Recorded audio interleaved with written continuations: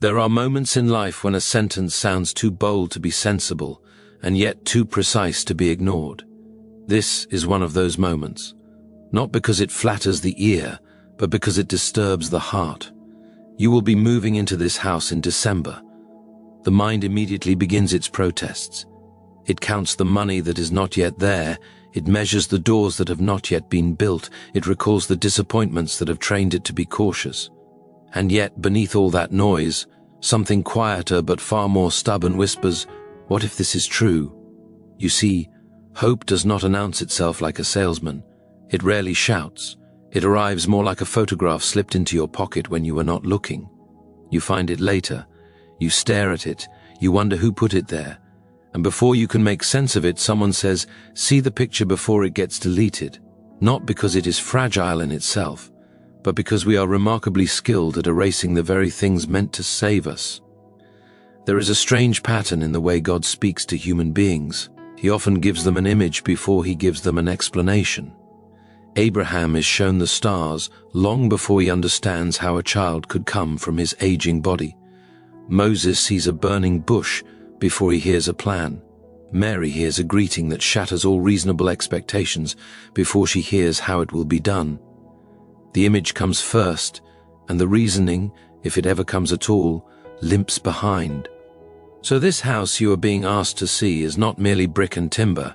It is permission. It is a declaration that your wandering is not permanent. For many of you, life has felt like a series of temporary addresses. You learned early how not to unpack fully, how not to get too attached, how to keep one eye on the exit. Even when you stayed in one place for years, your heart never quite settled there. Something in you knew it was provisional, not wrong, but not final. And here is where the trouble begins, because the soul that has lived too long in tents begins to doubt the very idea of walls. Stability starts to feel suspicious. Rest feels undeserved. A house, real or symbolic, feels like it must belong to someone else, someone more qualified, someone less broken. So when you hear you will be moving into this house in December, the first response is not joy, but disbelief, followed closely by fear. Fear, after all, is not always afraid of pain. Sometimes it is afraid of fulfillment. We know how to survive disappointment. We have rehearsed it. We have prepared speeches for it. But we are astonishingly unprepared for good news that insists on staying. What if it works? What if it lasts? What if you finally arrive and there is no emergency to keep you sharp, no chaos to give you an excuse to remain guarded? This is why the invitation is paired with urgency.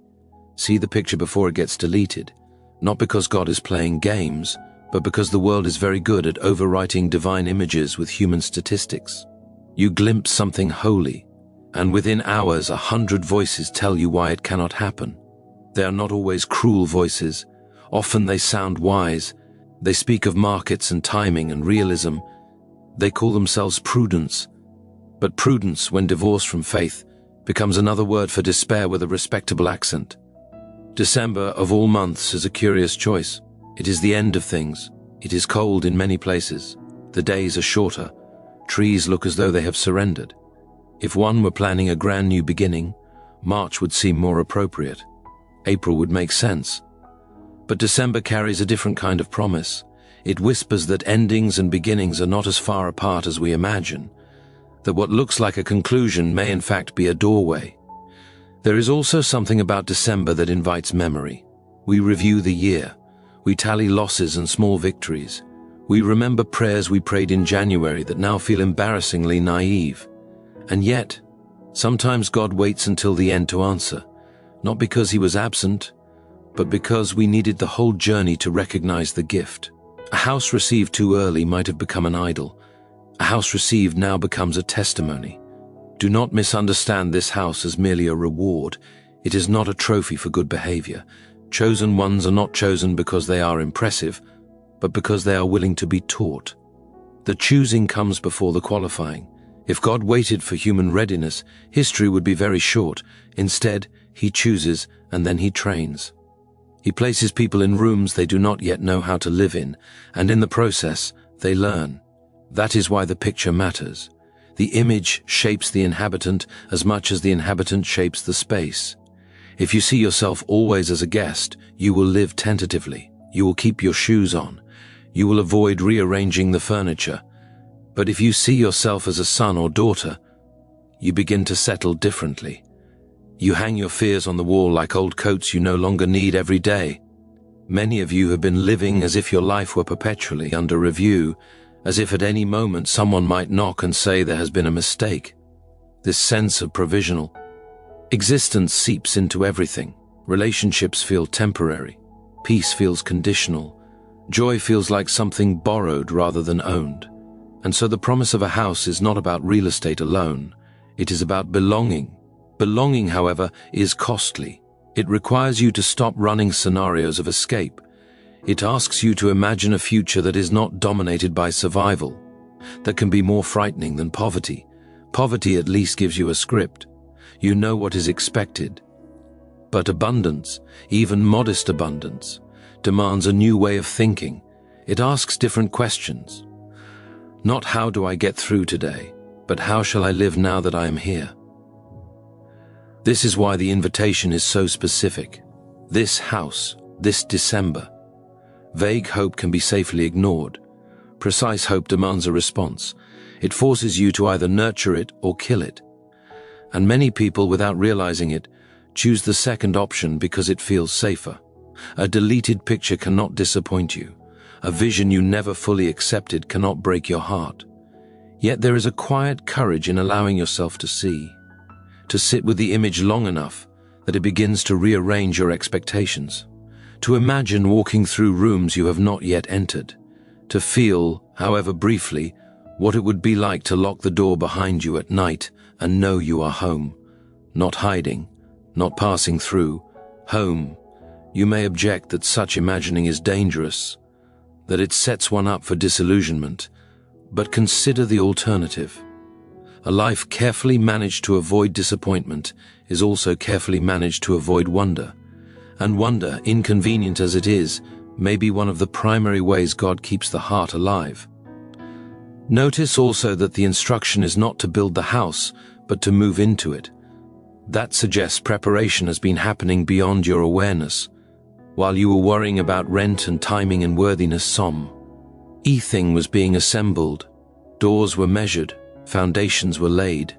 You were not consulted on every detail, not because you were unimportant, but because constant consultation would have driven you mad. Trust sometimes means being spared the blueprint. There is a humility required to receive what you did not engineer. We prefer blessings we can take credit for. They flatter our sense of control. But a house you move into rather than construct confronts you with grace. It leaves you with gratitude instead of pride.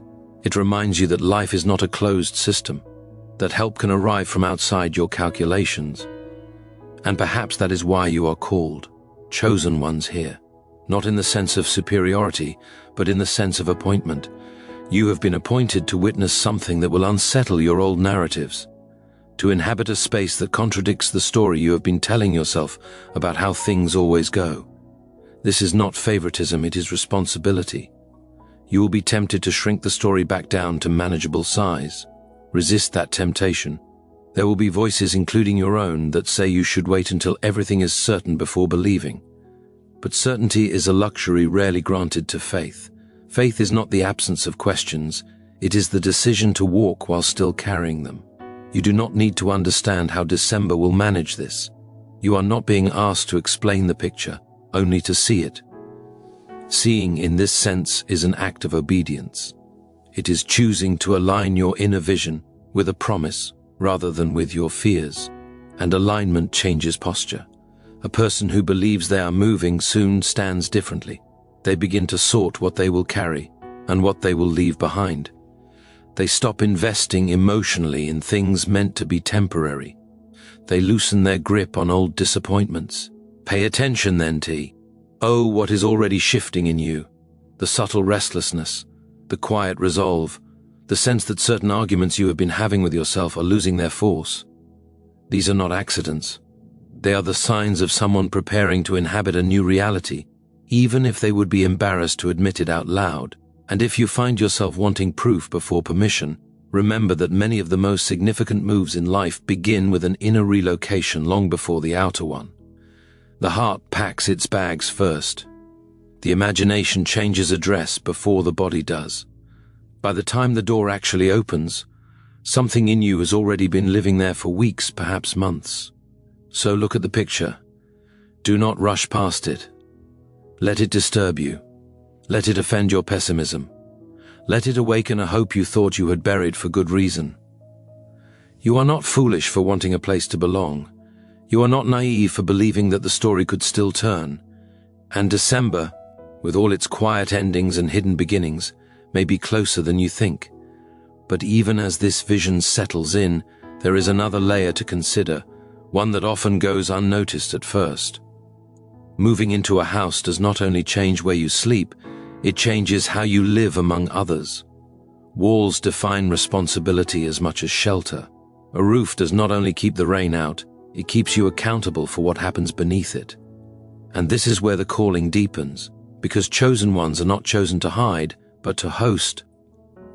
A house becomes a place where other stories intersect with yours, where meals are shared, where arguments are resolved or allowed to fester, where laughter leaves marks on the furniture. To be given such a place is to be entrusted with influence, however quiet it may seem, and influence, like all gifts, can be stewarded or squandered. This may explain why the journey to this point felt low, anger than necessary. You were not merely waiting for keys, you were being shaped into someone capable of using them well. Patience was not wasted time. Loneliness was not meaningless. Even the repeated sense of almost arriving served a purpose, teaching you to recognize what truly matters when you finally do. And so, as the thought of December continues to work on you, do not be surprised if old habits begin to feel out of place, if certain conversations no longer satisfy, if the dramas that once consumed your energy now seem strangely small. This is not arrogance, it is alignment. You are tuning your life to a different frequency, one that resonates with stability rather than scramble. Still, there will be moments when doubt returns with impressive arguments. It will remind you of past Decembers that passed without miracles, of promises that seemed just as vivid and yet faded. It will ask you what makes this any different, and in response you may not have a neat answer. Often the only honest reply is, "I do not know, but I am choosing to see." Choosing to see is not a single heroic act. It is a discipline practiced in ordinary moments. It is deciding, again and again, not to edit your expectations down to the size of your disappointments. It is waking up on days when nothing outward has changed and still behaving as though something inward already has. This kind of seeing does not deny reality, it interprets it through a different lens. The bills still exist, the calendar still turns, the world still feels heavy at times, but threaded through all of it is a quiet anticipation, like furniture wrapped and waiting in another room. You may notice that when you begin to see this way, time itself feels altered. Days are no longer merely obstacles to be endured, but steps leading somewhere. Even delays take on a different character. They are no longer insults but intervals. Spaces in which something is adjusting, perhaps not outside you, but within. And this interior adjustment matters more than you might think, because a person can be handed the keys to a new house and still live like a tenant if the heart has not moved in first. There is also a subtle purification that happens when hope becomes specific. General longing can coexist comfortably with contradictions. Specific expectation cannot. If you truly believe you are moving, you begin to clear out what will not travel well. Old grudges feel heavier. Certain fears feel obsolete. You may even find yourself grieving things you once clung to, not because they were good, but because they were familiar. This grief is not a sign of regression, it is a sign of transition. Transitions often expose how much of our identity was built around coping rather than calling.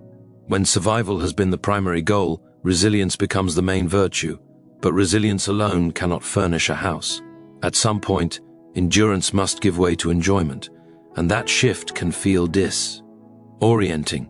You may catch yourself sabotaging small joys as though they were suspicious intruders. Be gentle with yourself in this. Old reflexes do not disappear simply because new promises arrive. Remember too that houses, like lives, are entered room by room. You do not suddenly master the whole space. There are corners that feel strange at first, echoes you are not used to hearing. You will bump into things in the dark. You will discover habits that do not fit the new layout. This does not mean the move was a mistake. It means you are learning how to live differently. There is a temptation, especially for those who have waited long, to expect instant perfection once the threshold is crossed. But perfection is a burden no house was meant to bear. What you are being offered is not an escape from humanity, but a context in which to practice it more fully. A place where your life can take root instead of constantly replanting itself. And here is something rarely said out loud. When a long-awaited promise begins to materialize, it can feel strangely anticlimactic. The drama you imagined may not accompany it. The heavens may not part. Instead, there may be paperwork, logistics, mundane details. This ordinariness can feel disappointing if you expected fireworks. But perhaps the miracle is precisely that it becomes normal. That what once felt impossible now feels like Tuesday. This normalization is not the diminishing of the gift, it is its fulfillment. Wonders are not meant to remain spectacles, they are meant to become environments. The greatest transformations often announce themselves quietly, then settle in and begin the slow work of reshaping daily life. If you are looking only for the extraordinary sensation, you may miss the extraordinary shift. As December approaches, you might feel an impulse to rush, to make something happen, to force the timeline. Resist. Forcing is usually a sign that fear has regained the microphone. Trust does not mean passivity, but it does mean proportion. Do what is yours to do, but do not take on what was never assigned to you. The house does not need you to prove your worthiness by anxiety. Pay attention instead to the invitations that come disguised as small obediences. A conversation you feel nudged to have, a habit you feel prompted to release, a generosity that stretches you just enough to remind you that you are not as scarce as you once believed. These are not distractions from the promise, they are preparations for inhabiting it well. You may also notice resistance from unexpected places. Not everyone will celebrate a move that contradicts the version of you they are comfortable with. Stability can be threatening to those who relied on your availability in chaos. This does not make them villains, it makes them human. But it does mean you must be clear about whose voice carries authority in your life. A house cannot be built on borrowed convictions. There will be nights when the old narrative returns with persuasive nostalgia. It will remind you of how disappointment at least felt predictable. It will suggest that hope makes you vulnerable. In those moments, do not argue endlessly with your doubts. Sometimes the most powerful response is to return to the image, to see the picture again, to let it speak without commentary. Images have a way of bypassing the defenses of the intellect. They speak directly to the place where meaning is formed. This is why you were asked to see before you were asked to understand. Understanding seeks closure, seeing invites participation. And participation is what changes a person from the inside out. Consider also that the phrase chosen ones carries an implication not only of receiving but of responding. To be chosen is to be invited into a story.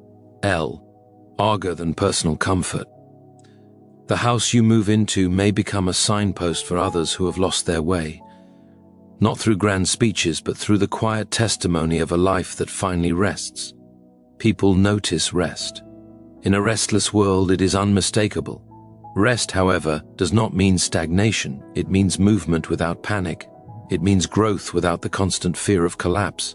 In such a space, creativity often returns. Dreams you shelved because they felt irresponsible may re-emerge, not as fantasies, but as possibilities grounded in stability. The house becomes not an endpoint but a launching place. If this sounds overwhelming, remember that you are not asked to live the entire future at once.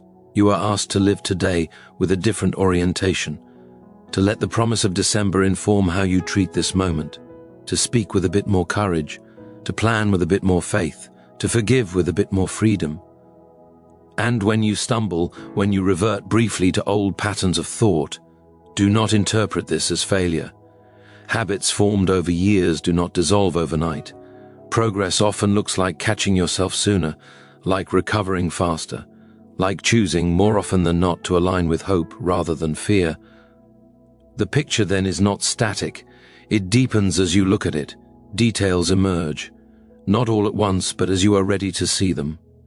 And if you worry that the picture might be deleted, that the vision might fade, remember that what truly changes you is not the image itself, but the one who gave it. He is not subject to accidental erasure.